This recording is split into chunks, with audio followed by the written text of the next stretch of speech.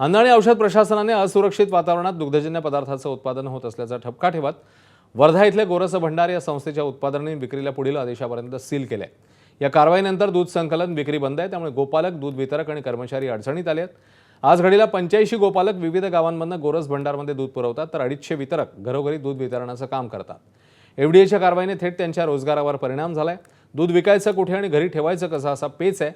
काही गोपालकांनी पालकमंत्री पंकज भोयर यांची भेट घेऊन व्यथा मांडली आहे.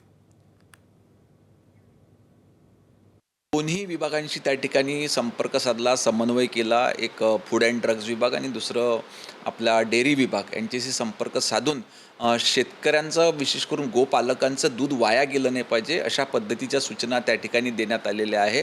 आणि एकंदरीत ही जी कारवाई झाली आहे त्याचं लवकरात लवकर सॉर्ट आऊट करून रेग्युलर पद्धतीनं, कारण गोरस भंडारमधले बनणारे जे प्रॉडक्ट आहे याचे अनेक लोक त्या ठिकाणी दर्दी आहेत की हे आपल्याला पदार्थ कुठेतरी मिळाले पाहिजे. तर सर्व नियमामध्ये राहून सर्व अडथळे दूर करून ही संस्था लवकरात लवकर सुरू करण्याची आमची प्रक्रिया त्या ठिकाणी